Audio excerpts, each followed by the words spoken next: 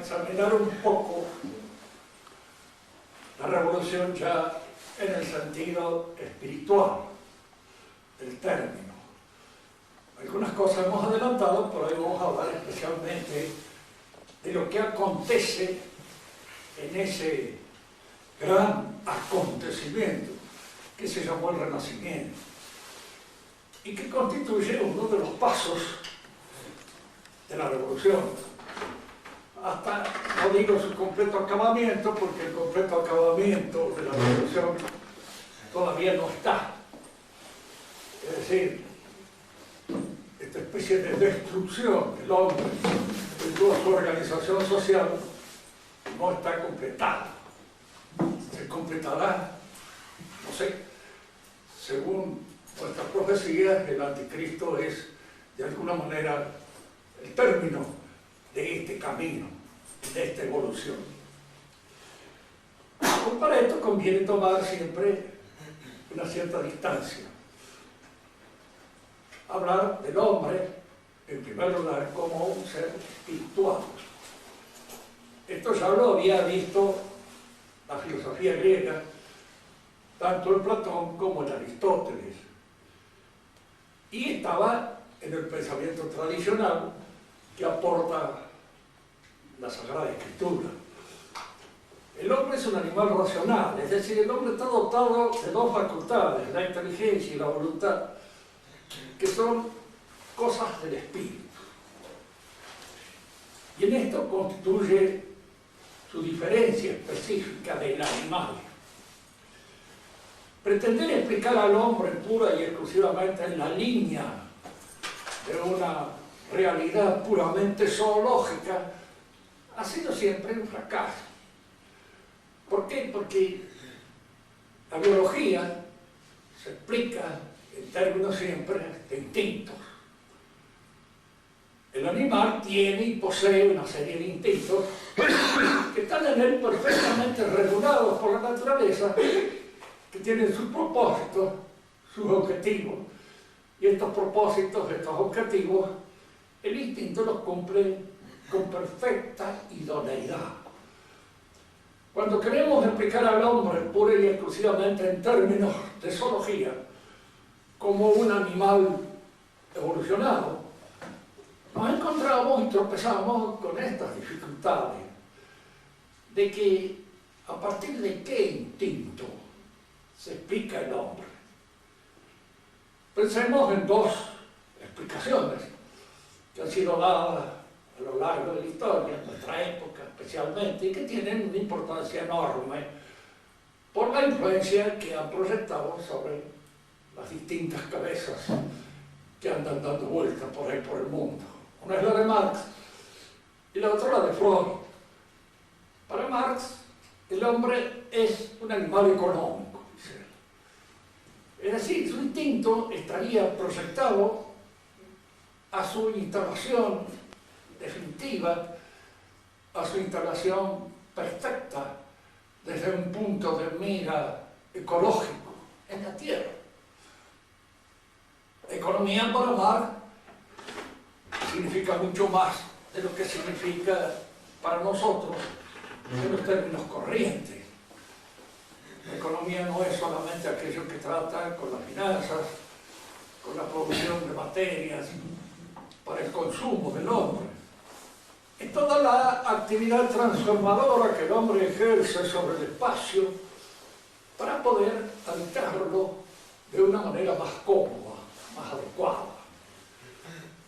Si este fuera el instinto económico en el hombre, indudablemente este instinto económico tendría que proyectarse sobre la realidad, como se proyecta en los animales, pero de una manera más acabada y más completa. El instinto económico que puede tener la hormiga es perfecto. La organización del hormiguero no tiene problemas, ni tiene problemas financieros ni problemas económicos. Del hombre podemos decir que efectivamente sí, se organiza económicamente para hacer más habitable el contorno, para vivir dentro de él con más comodidad. pero al mismo tiempo se proyecta económicamente de una manera deficitaria e incluso criminal, porque no se explicaría nunca dentro de una economía planificada por un instinto claro en la naturaleza del hombre, no se explicaría los robos, no se explicarían el agiotismo, la acaparación excesiva de materiales por parte de uno, las faltas por parte de otro, es decir, todo lo que constituye la criminalidad económica, que es inmensa, grandísima. Eso no se explica en este movimiento que Marx quiere darle al hombre y explicarlo como si fuera eso lo que lo especifica dentro de los demás animales. Al contrario, si nosotros observamos la economía, nos damos cuenta inmediatamente de la gran cantidad de escándalos que hacen que lo económico en el hombre no funcione con esa claridad, con esa especificidad, con que funcionan los términos, con que funcionan los animales que en alguna manera organizan su vida de un modo social, pero perfecto, acabado, completo, sin ninguno de estos inconvenientes que nacen ¿de dónde? Este es el problema. ¿Cómo lo explica Marx a esto? Pues no lo explica, simplemente empieza a hablar de la evolución del hombre, cómo va cambiando a través de las distintas maneras que tiene el hombre de producir y de tomar los medios de producción para él, para su beneficio, o para el beneficio de unos pocos, o para el beneficio de aquel que lo hace, o en absoluto perjuicio de los. Que el hombre es un fabricador de cosas, sí, no es cierto, pero si este proceso de alguna manera estuviera en la línea de un instinto claro, perfecto, acabado, las cosas que fabricaría serían pura y exclusivamente para su utilidad, para instalarse cómodamente en la vida, como la hormiga fabrica su hormiguero, como el castor fabrica sus diques. Pero el hombre fabrica un montón de cosas para estropearle la vida a los otros, para arruinarse él, para crear, diríamos así, una mayor facilidad de homicidio, para asaltar bancos, para cualquier cosa. Todas estas cosas están, de alguna manera, dentro de los productos que el hombre fabrica y que no los hace con un sentido pura y exclusivamente conservador y utilitario, como es propio del instinto. El instinto obra para la conservación de la especie. Y en el hombre esto no obra instintivamente para la conservación de la especie. A veces ni podemos entender ciertas maldades, ciertas cosas, malicias que existen en el hombre y que no se explican de ninguna manera en función del instinto. Freud da otra explicación también del origen animal del hombre, y él supone que en el instinto sexual hay que estar buscando. Él en realidad habla algo más que el instinto sexual, él habla de la libido como una especie de movimiento que existe en el fondo del alma. Es decir, ese movimiento que tradicionalmente el pensamiento clásico atribuye a la espiritualidad, que es un movimiento específico, propio del hombre. Freud lo atribuye dándole unas cosas que podríamos hacer más para que, como si el hombre tuviera un movimiento rectilíneo.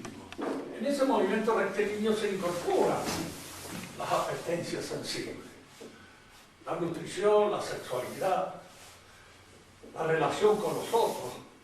Todas estas cosas se van incorporando a este movimiento.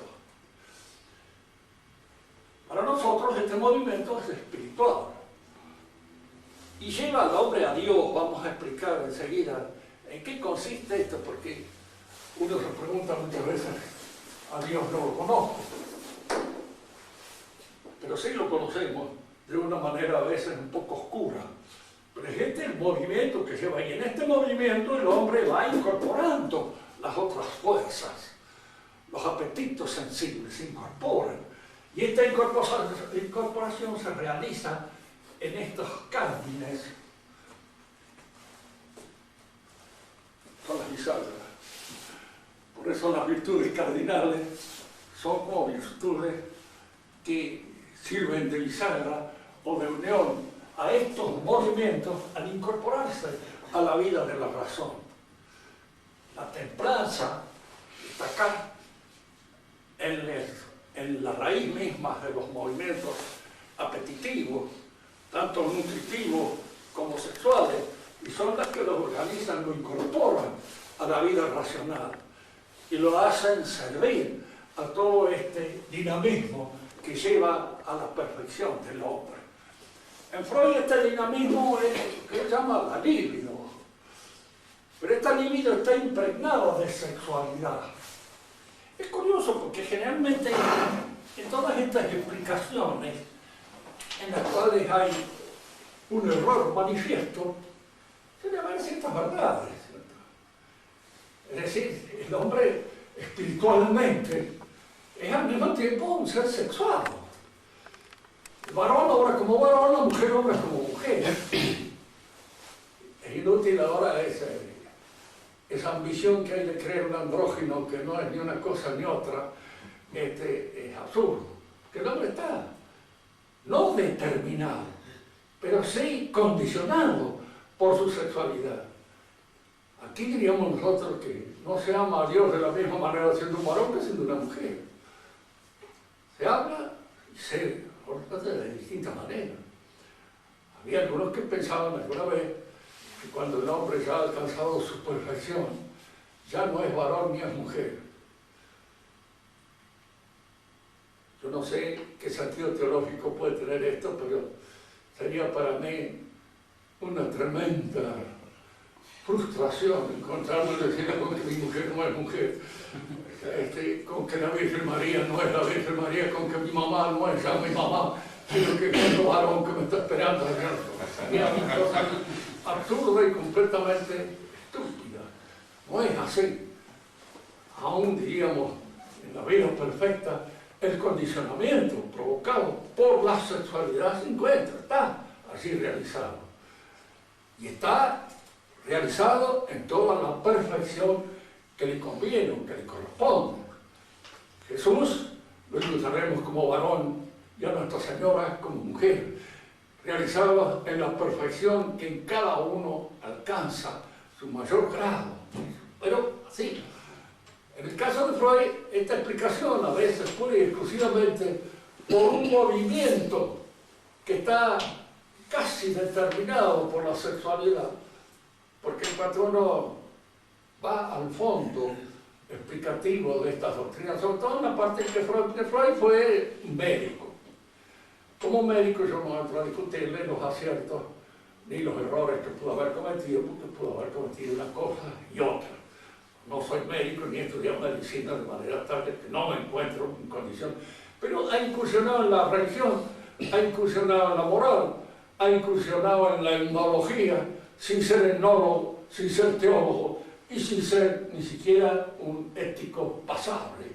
De manera tal que en estas distintas disciplinas en las cuales ha incurrido con su explicación, ha cometido errores pastor, ¿sí? Que son vistos desde. Para él, el hombre se hace hombre, de alguna manera, en función de un delito que comete. Fíjese que el hombre vive en manadas, en esas manadas el padre es el que de alguna manera acapara la mayor parte de las hembras de la manada y quedan los otros varones excluidos de la manada. De manera que se juntan un día, matan al padre, se lo comen al padre. Fíjese que con esto él quiere explicar la cena eucarística y él quiere explicar de alguna manera cómo esta incorporación de las fuerzas del padre traídas por la manducación o el alimento es la realidad o el fundamento de lo que nosotros suponemos que es el cuerpo de Cristo y la comida ritual, que es la que se da en el sacrificio. En el sacrificio antiguo era un animal, en el sacrificio nuevo es el cuerpo mismo de Cristo que nosotros incorporamos a nuestra realidad. Y de alguna manera esa acción que realiza el cuerpo de Cristo en nosotros es una transfiguración de nuestra realidad, incluso física, para llevarnos a esa situación gloriosa en la que el hombre culmina su perfeccionamiento. Pero él lo quiere explicar así, de alguna manera. Y la maldición del Padre por todos estos hijos que se reúnen, lo matan, lo sacrifican y luego lo comen, y posteriormente se encuentra el Padre transformado en un tótem, es decir, en un animal en el cual luego se va consumando nuevamente el sacrificio, así sucesivamente, todo da origen a la religión. Es una explicación simple, casi mecánica. Durante una época tuvo muchísimos adherentes y gente que ya explicaba todo por esto. Complejo de Edipo, de Esquina, ya de lo más, por parte de Freud. Normalmente estas cosas no explican nada. ¿Por qué? Porque los animales, instintivamente hablando, ese proceso así que Freud describe como perteneciente al origen de la vida del hombre es falso. No se da. Esta acumulación por parte del padre de todas las hembras no se da en ninguna raza. Así, que los animales luego se reúnan, maten al padre, se lo coman. Una cosa absurda, y mucho más todavía que luego hagan de este sacrificio una especie de liturgia especial para tranquilizar la conciencia. ¿Y qué es la conciencia entonces? ¿Cómo se explica?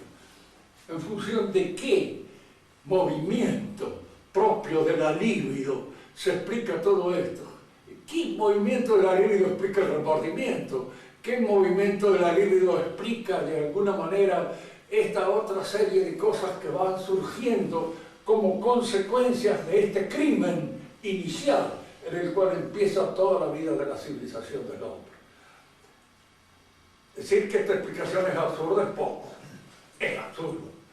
Y cualquiera que la medite un poquito se da cuenta de que aquí falla todo. En primer lugar, el instinto sexual, si fuera un instinto sexual, en el hombre, con toda comodidad, tiene un objetivo claro, preciso, que se cumple en casi todos los animales, menos en aquellos que indudablemente caen bajo la esfera de nuestra acción de crianza, porque esos animales se echan a perder un poco en contacto con nosotros y pierden lo que podríamos llamar el hábito natural, inscrito en sus instintos, lo pierden un poco, como consecuencia de ese contacto con el hombre, de ese estado de prisión en el cual el hombre lo suele poner, o ese estado de domesticación que es más o menos parecido. Yo en algunas otras oportunidades les he hecho a ustedes la referencia, de la cual tengo una experiencia propia, porque me he criado en el campo, y allí teníamos padrillos, criados en cabañas, y padrillos criados en la yeguada. Y eran distintos el comportamiento sexual de uno y otro. El padrillo criado, entre las yeguas tenía un número determinado de no aceptaban ni una más, nada, con una moral auténtica, diríamos así, polígamo, pero dentro de la poligamia un límite.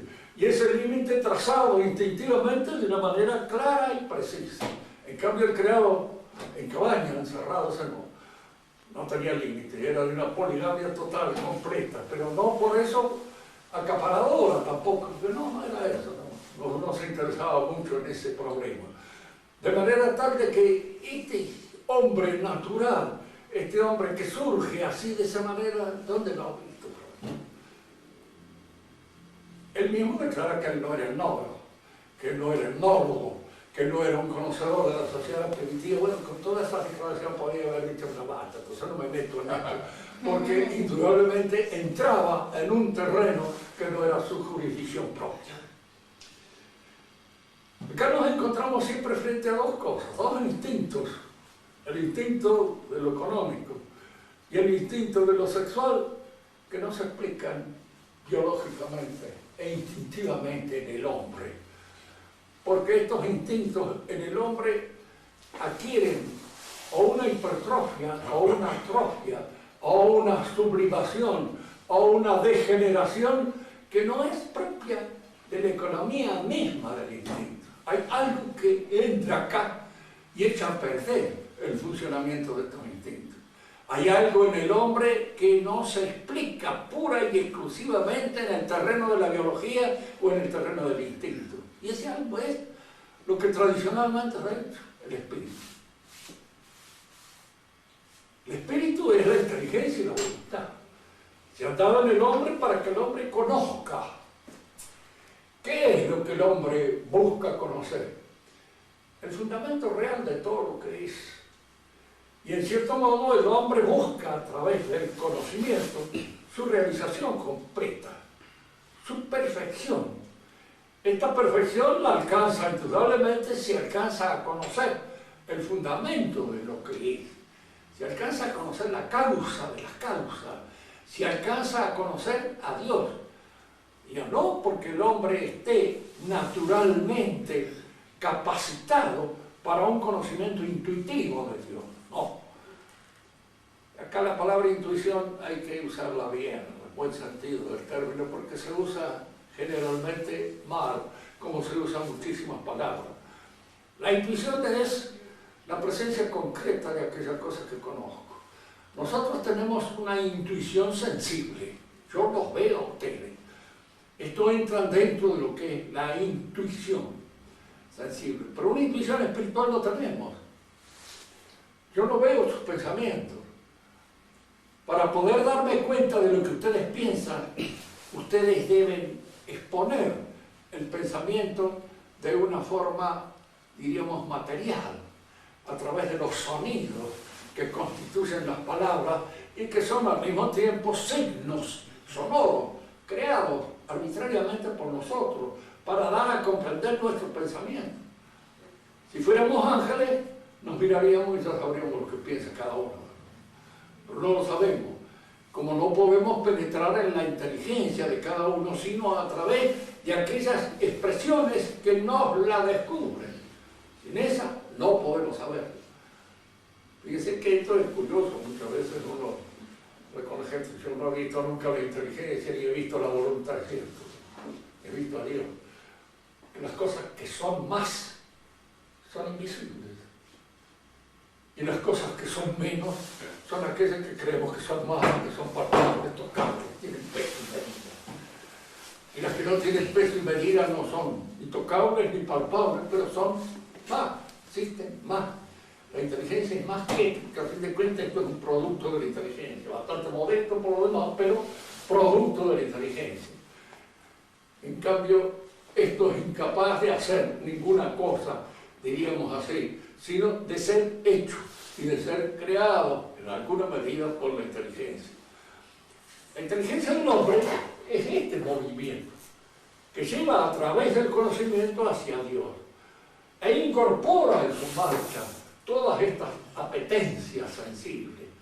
Y cada una de estas apetencias sensibles entra en el movimiento de la inteligencia a través de estos cárdines que son las virtudes. Es otra cosa que como profesor a veces que he sido de ética, tener que dar con algunos porque son burros ya por naturaleza, y otros que están echados a perder por una mala enseñanza. No sé qué corno entienden por virtud. Es eso que creen que es. Y cuando el profesor empieza a hablar de virtudes, suponen que uno le va a dar una lección de catecismo. Decirle, no, miren, prescindiendo de que el catecismo es elemental conocerlo, y sería bueno que ustedes lo supieran. Es una lástima que no lo sepan y se hayan olvidado de él, porque allá está la base fundamental de toda nuestra sabiduría. Pero la virtud es algo natural. Es, diríamos así, aquel gozne en el cual la razón y la voluntad incorporan la apetibilidad al esfuerzo perfeccionante del espíritu. Esa es la virtud. Si yo no tengo la virtud de templanza, pues estoy llevado de un lado para otro como una hoja en la tormenta. Como lo decía el mismo Verlaine, así en el verso ese. Poussé par ce moment qui m'emporte de ça et là, pareil à la feuille morte. empujado por ese viento que me lleva de un lado para otro como una hoja seca. Sí, así lo llevaba el viento de las pasiones, porque no son controladas, no son dominadas por el Espíritu. El Espíritu las domina, pero al incorporarlas no las niega. La virtud no es un tipo que niegue la fuerza de la impulsividad. No, es una fuerza que incorpora esa fuerza a la realidad del Espíritu. Es decir, que el hombre no tiene virtudes para decir que tiene una especie de, diríamos así, de diques contentores que le impiden realizar su espontaneidad. Esta es una interpretación de Freud, por eso siempre cada que hay alguno en las manos de un freudiano, lo primero que hace el freudiano es enseñarle a seguir la línea de la primera impulsividad. Es decir, le enseña de que la virtud es un prejuicio, de que la virtud es un tabú, y que estos tabús son precisamente cortapisas impuestas de una manera al crecimiento de la realidad espontánea y natural. Porque ¿qué es lo real en el hombre? Muchas veces esto nos preguntamos. Todos dicen, no, es muy natural, muy espontáneo. Y muchas veces el que es muy natural y muy espontáneo es un grosero. Es un animal que instala su animalidad con toda naturalidad. Bueno, está bien, pero el hombre naturalmente no es un animal. Es un animal que posee un espíritu. Y lo que a él lo distingue de los animales es el espíritu, la espiritualidad. De manera que lo que verdaderamente es natural en el hombre es la espiritualidad. Que a veces uno decía que es natural en el hombre, andar desnudo o andar vestido. La referencia inmediata es decir, andar desnudo. Que al fin de cuentas el animal natural anda desnudo. No tiene taparrado, no tiene nada, no usa nada, salvo que se lo ponga en una vieja solterona, en cierto modo, para evitar el escándalo que significa que el animal haga sus exhibiciones. Pero en general no hay exhibicionistas entre los animales. Hay simplemente espontáneos en toda su naturaleza. Pero la naturaleza humana tiende, en cierto modo, a exaltar, a manifestar, a poner de relieve lo que en él es espiritual. Por eso el vestido descubre lo que hay de más espiritual en el rostro, la cara, las manos, son las que se descubren en el vestido. Y cuando los vestidos tienden a descubrir otros aspectos de la realidad, a ponerlos de manifiesto, nos encontramos frente a una moda que indudablemente significa un retroceso en la línea de la evolución y del perfeccionamiento del hombre. La cara es el espejo del alma. Y por eso el vestido tiende a presentarnos más que nada el rostro, porque es a través del rostro donde nosotros podemos conocer a una persona y no a través del trasero. De manera tal de que es importante, digamos así, estas distinciones que hay que hacer, ¿no? En el hombre lo natural es, en cierto modo, el artificio. Lo decía Chesterton en uno de sus chistes, así, ¿no? Los brutos toman agua, pero el hombre toma vino. Y si en cierto modo lo natural en el hombre es tomar vino, porque eso es más humano que el agua. Tiene una realidad más ligada a la esencia de lo que el hombre es. Bien, lo que a nosotros nos interesa siempre es distinguir esto. Lo natural en el hombre es lo que revela su espiritualidad. Y él tiene una tendencia a manifestar su espiritualidad, no a revelar otros. Por eso el pudor, por eso todas esas otras virtudes que entran también en la composición de la realización de un hombre civilizado y de un hombre que tiene una cierta perfección. Porque es bueno de que uno nos pregunta, ¿qué tiene que ver que los curas anden con sotana o sin sotana? Que las monjas anden con minifaldas, ¿qué importancia tienen? Tienen porque, diríamos así, el hábito, si no hace al monje, lo ayuda mucho a hacerlo. Y de alguna manera da esa impresión, que es la que uno debe recoger del hombre que está entregado a una tarea del espíritu. A verlo nada más que a través de su espiritualidad y observarlo a través de esa espiritualidad que se manifiesta más en el rostro, se manifiesta en la palabra, se manifiesta a veces también en las manos, de alguna manera, pero no en el resto del cuerpo no se manifiesta porque el resto del cuerpo está un poco ligado a la línea animal a la cual pertenecemos en segundo lugar. Bien, cuando uno quiere explicar la historia, el desarrollo de la historia, lo que hay que explicar fundamentalmente es esto: cuáles han sido las preferencias valorativas que en una época se impusieron. Porque es en función de las preferencias valorativas cómo el hombre organiza su existencia. Indudablemente un hombre puede organizar su existencia en función del enriquecimiento. Quiero enriquecerme. Y fundamentalmente, antes que nada y por encima de todo, hacer plata. Fíjese que no significa que haya que despreciar de ninguna manera lo económico, porque el hombre vive de pan. Y sin pan se muere.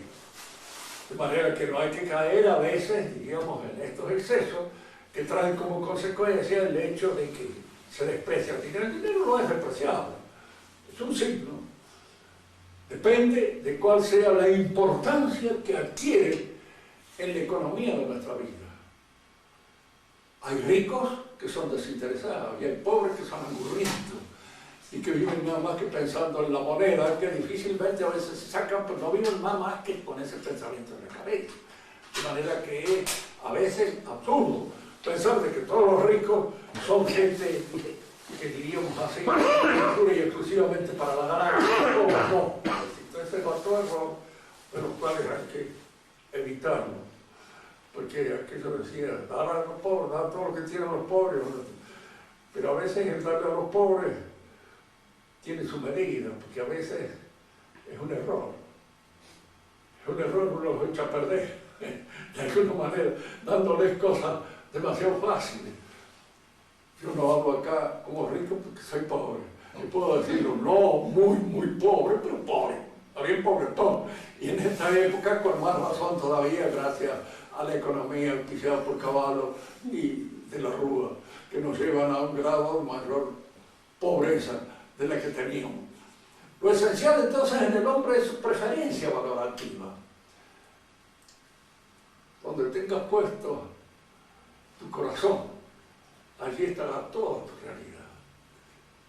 Y estas preferencias valorativas no solo se dan en el terreno individual, sino también en el terreno social.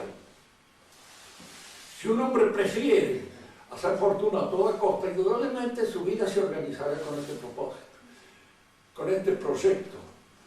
No hay todavía, yo no conozco ningún caso de un monstruo tan absolutamente, diríamos, lógico en esta consecución de un objetivo que todo para él en la vida se convierta en económico.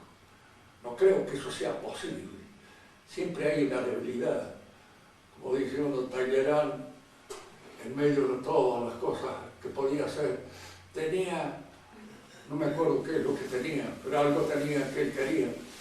Fouché, que era un monstruo tan grande como él, tenía una nietita, a la cual quería. Bueno, muy bien, había algo, había una debilidad en él por alguien. Había un corazón que latía en un momento determinado fuera de todos aquellos otros propósitos ambiciosos que eran los que guiaban toda su vida. En la sociedad, cuando a uno lo guía el pensamiento de Dios, es decir, de alcanzar esa perfección a la que el hombre está destinado, los demás aspectos de la vida se subordinan a esto. Incluso pueden ser utilizados en este sentido. Digamos así, Jesús dijo una cosa, que es difícil para un rico entrar en el reino de los cielos. Pero lo que él quería decir más que nada, y es la explicación que da la Iglesia, no nos olvidemos nunca que las explicaciones del Evangelio fuera de la Iglesia son puro veneno, porque Jesús no condenó a todos los ricos por ser ricos. Los condenó en cierto modo a aquellos que en alguna medida no piensan más que en la riqueza y en el enriquecimiento, pero aquellos otros no. San Luis, rey de Francia, yo creo que no era un pobre diablo, era rey de Francia. y de alguna manera suponemos que es un santo nomás y que está salvado. Sin embargo, diríamos así, como debe vivir un rey. No tenía ausencias ni faltas de dinero para poder actuar, para poder obrar, pero no era eso lo esencial en su vida. Eso era de alguna manera cosas que él utilizaba incluso para el engrandecimiento y la perfección de su propia alma. Cuando uno busca a Dios, uno busca la perfección. Esto es la búsqueda de Dios. Y a Dios se obtiene y se alcanza a Dios precisamente por este afán de alcanzar el perfeccionamiento al cual uno está destinado. La generosidad de la vida, la nobleza en todos los actos de su comportamiento. Todas estas cosas son cosas que arriman a Dios, porque son de alguna manera virtudes, algunas de ellas naturales y otras sobrenaturales que nos aproximan precisamente a Dios. En las sociedades pasa algo parecido. Hay un momento determinado que en una sociedad se va imponiendo un valor por encima de todos los otros. Así como en la vida humana, el hombre de ciencia que se dedica pura y exclusivamente a la ciencia y que no atiende nada más que aquello que lo aproxima al saber de una determinada disciplina, puede ordenar toda su existencia con ese objetivo. El artista lo mismo, puede ordenarla en la obtención del arte. Y diríamos, lo mismo pasa con el político y lo mismo pasa con el economista, con el financiero o con el industrial. ¿Cierto? Que él hace, ordena, organiza una vida en función de alcanzar ciertos bienes de tipo económico, pero en la medida en que esa organización de su vida no es absorbida totalmente por su finalidad, puede al mismo tiempo entender todas las demás cosas.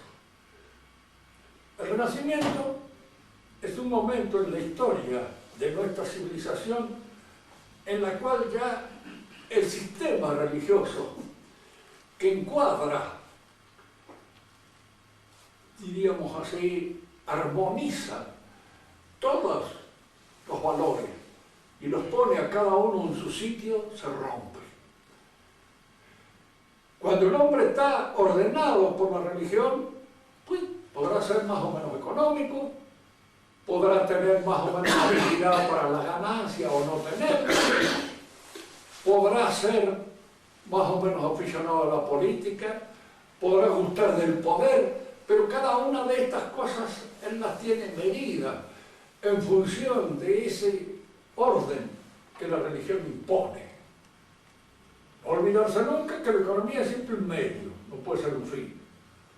Que lo político es de alguna manera un medio subordinado también a la salvación del hombre, porque el bien común más importante en todo el orden social es la posibilidad de salvar el alma y de alcanzar el conocimiento de Dios.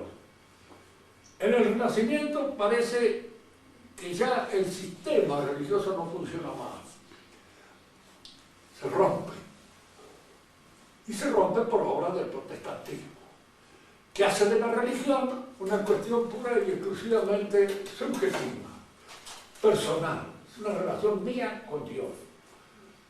Yo ya no estoy sujeto, diríamos así, a normas o a cánones de tipo social que organicen mi existencia, que me den, diríamos, para la economía un cierto sentido, para la ciencia otro, para el arte otro, etcétera, etcétera. En el sistema religioso, ordenado religiosamente, cada una de estas actividades, cada una de estas funciones del hombre cumplía su misión dentro de un orden, dentro de un propósito fundamental, que era la salvación del alma, el alcance del conocimiento divino. Cuando se rompe este sistema, cada una de estas actividades del espíritu crece por su propia cuenta, se expande, deja de tener ese ordenamiento establecido por la religión y se convierte en una búsqueda de un absoluto que ninguna de estas actividades puede producir. Tomemos los distintos ejemplos que nos permiten dar en la ciencia. La lucha de Galileo con la Iglesia se debe más que nada a este propósito, que Galileo concebía la posibilidad de un conocimiento puro y exclusivamente científico que hacía innecesario el conocimiento de la revelación religiosa. Lo he dicho muchas veces, altamente, pero siempre conviene repetirlo porque por ahí aparece a veces que se llama un eclesiástico. El Papa le pedía perdón a Galileo. En realidad el que estaba equivocado era Galileo, no era la Iglesia. Que había dentro de la Iglesia algunos imbéciles que tomaban la discusión de una manera un poco absurda, sí, siempre sí hay. Gracias a Dios hay imbéciles en todos lados. Y los hay también entre los sacerdotes, entre los teólogos, entre todos ellos hay.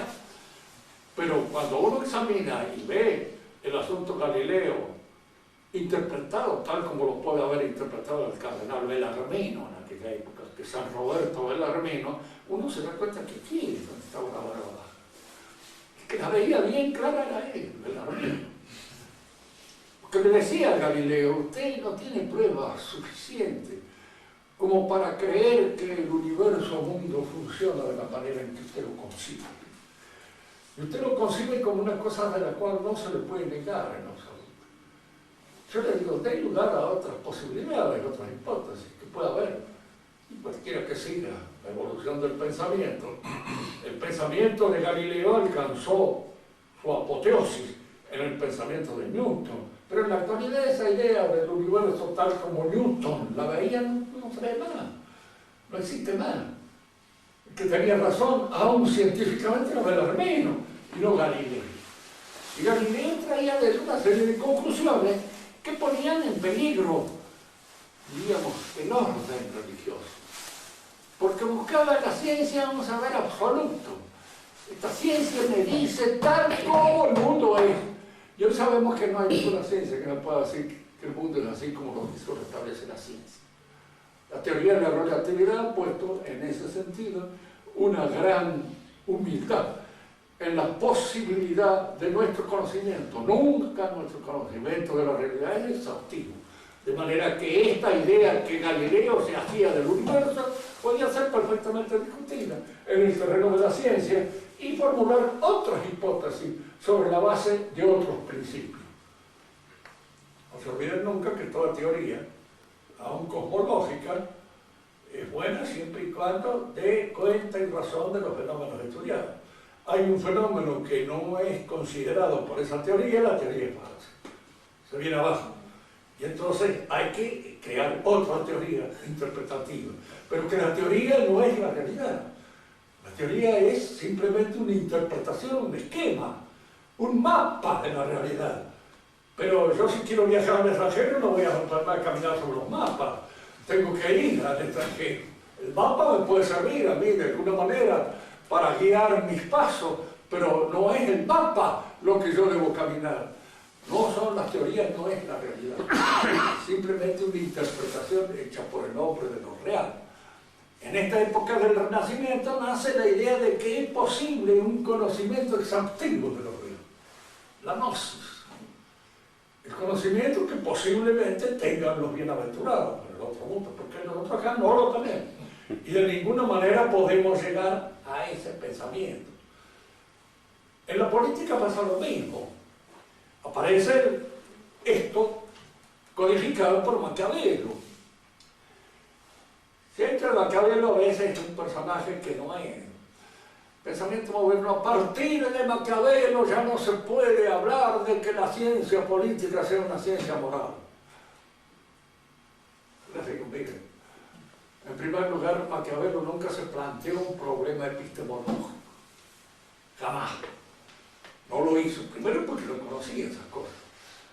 Ni sabía, ni él quería hablar de política como un científico o como un epistemólogo habla de una ciencia, no.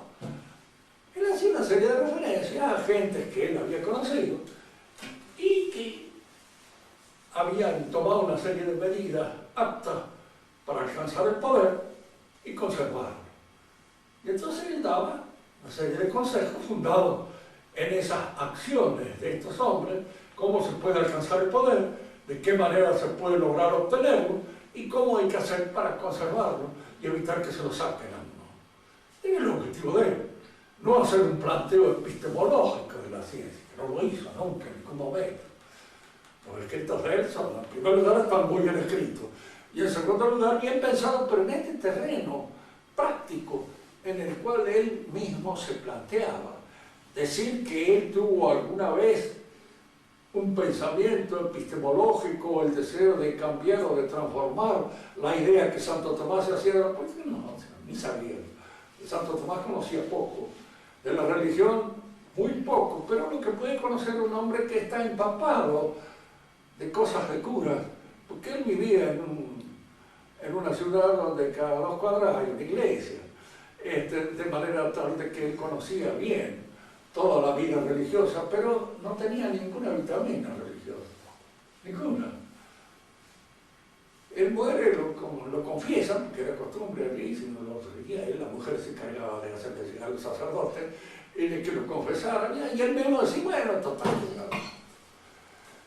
bueno, a ver si hay algo en el otro lado, no lo hay, pero de pronto vamos a confesarnos y de esta manera pasamos al otro mundo de una manera más tranquila, conmigo mismo y con Dios si existe, y si no existe, bueno, lo mismo es. Total, estoy frito en estos momentos, de manera que él se confesó y, diríamos así, murió en buenos términos, como se decía en esa época. Ustedes saben que en Italia la última palabra siempre la tienen las mujeres cuando lo llevan a uno y le ponen una cruz encima y se acabó ahí el problema de toda la existencia. Maquiavelo lo que piensa es en el poder puro, cómo se puede tener el poder y cómo se puede conservarlo. Él no conoció, porque en la época de él no se había inventado ni el término ni la realidad, no conoció las ideologías. Si no, él hubiera podido pensar bien cuál es la ideología más adecuada para que nosotros logremos el poder, lo conservemos y lo mantengamos. En la cabeza, diríamos así, de la mayor parte de la gente que constituye eso que Maradona llamaría la gilada, ¿no es cierto? Porque a fin de cuentas, en la ideología lo fundamental es saber captar la adhesión de la gilada. Son los más. Son los que votan, son los que de alguna manera, diríamos, están en la posibilidad de comunicar sus votos y de darle el poder al que en ese momento aspira a él. Por su parte, el arte empieza también, se desprende de la religión y empieza a tener, diríamos, una búsqueda del absoluto. Se dice también muchas veces que en el Renacimiento se descubrió la naturaleza. ¿Qué es lo que se quiere decir? Porque empezaron a pintarse desnudos, y sobre todo de mujeres desnudas. Es que los otros no habían descubierto nunca, jamás, una mujer desnuda no habían visto nunca. Se preocupaban de otras cosas, pero yo creo que en la época medieval y en todas las épocas del mundo han nacido los hijos y han nacido de la misma manera, en el mismo, salvo que se hicieran, diríamos así, en alguna cápsula especial, como se hacen en la actualidad, pero en esa época no, de manera que no había ninguna invención en ese sentido. Y se hacían como se hacían siempre, como se hizo siempre, como el hombre supo siempre cómo había que hacer, nada más. Y las mujeres lo mismo, sin necesidad de que anduvieran dando vueltas y expresando que el descubrimiento nace en la época del Renacimiento. Absurdo. El arte se separa, eso sí, de la inspiración religiosa y empieza a buscar su inspiración, sea en la naturaleza misma, sea en la voluptuosidad, sea en la sensualidad, sea en cualquier otra cosa, pero ya deja de ser el arte religioso. La política también se separa de la religión de alguna manera y ya no responde al magisterio de la Iglesia. La ciencia también va buscando su absoluto, como lo hemos visto en Maquiavelo, y diríamos así, la economía lo mismo. La economía se convierte ahora en economía de lucro. Es que no había economía de lucro en la Edad Media, sí, por supuesto que había. Pero en general, el comerciante, por ejemplo, no era bien visto en la Edad Media. no está considerado entre la gente que ocupa un lugar digno dentro de la sociedad. El comerciante en general es considerado en un lugar casi indigno, no le digo el financiero, pero el financiero en esa época son judíos, la mayor parte de ellos. Los cristianos, pocas cosas tenían que hacer con eso. La economía que el cristianismo auspicia es siempre la economía de uso, es decir, aquella economía que le permite al hombre sobrevivir, pero no enriquecerse. El enriquecimiento no es nunca bien visto. Y los hombres que tenían plata eran bien vistos si se la gastaban pronto y de alguna manera haciendo algunas obras en beneficio de la sociedad, iglesia, conventos, pagar esto, lo otro, más allá. Y en función de los pecados que pueden haber cometido, con más razón todavía estos hombres estaban interesados en hacer correr su dinero. El hombre noble, que es el hombre rico, se habla de un noble gasto. Es decir, generalmente era un hombre que gastaba aquello que caía en sus manos de la manera más generosa posible. Todas estas actividades del espíritu campan por su fuera. Pero si ustedes examinan bien, de todas estas actividades del espíritu, la que está en el fundamento de todas las otras, porque las propicia y las hace posible, es la economía. Entonces la economía va tomando un auge que no tenía. Un auge que en la Edad Media no tuvo. Se va imponiendo en todas las otras actividades del espíritu. Más, las va torciendo, las va degradando, las va afectando intrínsecamente y les va imponiendo sus criterios. Fíjense que en la Edad Media, en la universidad, la ciencia por antonomasia era la teología. Pregúntenle a alguno de los profesores de ustedes si creen que la teología es una ciencia. O es lo que le dicen, no, se normal, palabras, que medieval. La teología no es ciencia. Es una superstición que tienen la gente. Sobre la base de eso crean un montón de palabras sin sentido. Las verdaderas ciencias son las que colaboran en la producción, las que de alguna manera entran en la fabricación de cosas o en la adquisición de cosas. Esa es la verdadera ciencia. Hoy diríamos las verdaderas ciencias son fundamentalmente la ingeniería y de alguna manera diríamos así aquellas que nos ayudan a vivir, como la ciencia de los médicos. La necesitamos para poder seguir ganando dinero y poder seguir de alguna manera estando en condiciones de poder trabajar. Cambia el sentido de la ciencia. La universidad medieval se va perdiendo, poco a poco van quedando reductos en distintas partes, en distintos lugares, pero en la medida en que este nuevo criterio se impone, se van imponiendo los criterios científicos nacidos de la productividad, impuestos por la productividad. Si ustedes examinan el arte poco a poco va siendo también consumido, captado por la economía. Hoy día, por escritores, el bestseller. Muchos bestsellers son por los escritores, cada uno. Nadie puede dudarlo de eso. Pero lo fundamental es dar con aquello que movilice la taquilla, con aquello que de alguna manera ponga en movimiento la apetividad humana y se compren los libros de este. Fulano de tal, ¿sí? Hemos visto aquí muchas veces cómo existen en la actualidad managers que son los que le aconsejan al escritor qué es lo que debe poner en sus libros, no lo edita. ¿Qué le parece si publicamos la Suma Teológica? Y digo así, mire, el libro no da nada. Económicamente es disparate, un desastre. Eso solamente se puede hacer solamente a pérdida de plata. Y lo puede hacer poniendo dinero gente que quiere promover eso. Dice, pero eso es una obra que... Santo Tomás lo haría no como un Becerra, sino precisamente como alguien que ha hecho un esfuerzo absurdo en una cosa completamente agotada. Siempre en el Becerra hay que poner las cosas que atraen: la violencia, la sexualidad, todas aquellas cosas que de alguna manera provocan la adquisición por parte del tipo que, si yo le gusta poner el ojo en la cerradura y mirar qué es lo que pasa en la habitación donde hay alguien.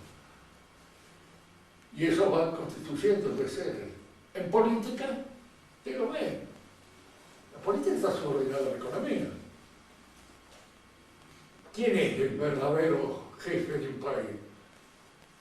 El que da con la economía que hay que dar. Y si no, está frito. Es el ministro de Hacienda generalmente, o el ministro de Economía, el que se convierte en el personaje más importante. Entonces, todo esto va sucediendo en la medida en que avanza la edad moderna. Fíjense que esto es un proceso lento, no es un proceso rápido. Es un proceso que se va haciendo lentamente en una sociedad que todavía es cristiana. En la época de la Revolución Francesa, el pueblo es cristiano, todo el pueblo. Y de alguna manera, cuando nosotros hablamos de que la Revolución Francesa fue provocada por el pueblo muerto de hambre, pisoteado, se produce en Francia, y Francia es el país más rico de Europa. El que tenía un movimiento demográfico más avanzado de todo. Tenía casi 30 millones de habitantes cuando Inglaterra tenía solamente 15. Y por eso se explican, por ejemplo, ciertas cosas. Cuando la guerra napoleónica, Francia pudo darle la paliza casi toda Europa entera durante mucho tiempo. ¿Por qué? Porque tenía mucha gente. Cuando la demografía, diríamos así, el movimiento demográfico aumenta, cuando hay buena situación económica. Cuando hay mala situación económica, no aumenta.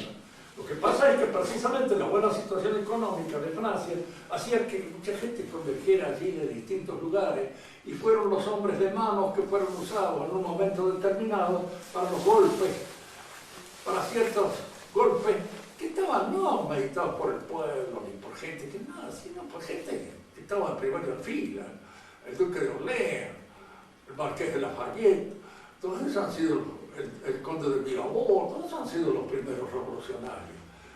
Y luego se han puesto en movimiento algunos agitadores que luego, en un momento determinado, en un lapso de la Revolución Francesa, se quedan con el poder en la mano, los agitadores. Fue la época del terror. Un año, más no tuvieron, porque no había, ninguno de ellos tenía capacidad como para manejar toda la economía y todo lo que había que manejar dentro del país. Eran unos imbéciles. Entonces, cuando todos los damnificados, que eran los que habían hecho negocio y todos se sentían perturbados por estos tipos, dieron el golpe determinador, que fue un golpe también dentro de la Revolución Francesa, y que trató de despojarnos a esto, mandaron a la guillotina, todo esto, y volvieron a subir ellos para los negocios en movimiento. Ahora nosotros vemos esto para terminar esta conversación de hoy. La sociedad cambia. En ese momento, la gente que era el pueblo, los representantes del orden social, eran todos aquellos miembros de la familia que se habían destacado en el curso de la historia. Fíjense que todavía la sociedad del antiguo régimen es una sociedad de familia, no de individuos sueltos. El individuo suelto tiene poco valor. La familia es lo fundamental, porque ese es el orden en cual se constituye la sociedad. El rey de Francia era un jefe de familia y jefe de todas las otras familias que constituían, diríamos así, su séquito. ¿Quiénes iban en primera fila a la guerra? En las buenas épocas era el rey a la cabeza. Y alrededor de él, la guardia de cuarto de él eran los chicos principales de todas las familias más importantes del rey. Era lo que constituían la nobleza, eran ellos que peleaban. Esta clase dirigente, que está constituida así, por una serie de beneficios históricos, en las cuales, diríamos, son educados para lograr realizar ese ejercicio de comando que les es impuesto por tradición. Esta clase es sustituida por los juntar votos, por los individuos, y como acá puede ser el gobernador, los concejales, en fin, cada uno en disminución, juntan votitos, tienen votos determinados, y ellos constituyen de alguna manera la nueva oligarquía, que está sostenida por la propaganda, y la propaganda está sostenida por la plata, por el dinero, por la finanza. Entonces son las finanzas las que en alguna medida crean la revolución y hacen la revolución. Y van formando un gobierno, esto lo dice el mismo Marx, si se lee bien, porque la mayor parte de los marxistas se cuidan muy bien de leerlo a Marx como corresponde. Porque si lo leen un poco mejor, hay muchas de las cosas que uno viene diciendo desde el punto de vista de la tradición, que él también las confirma a su modo y desde su punto de mira. ¿Qué es lo que se opone a esta marcha, a esta manera de tragarse el poder, las finanzas, que poco a poco se van aceptando? Se oponen todas aquellas otras cosas que no son comprobables.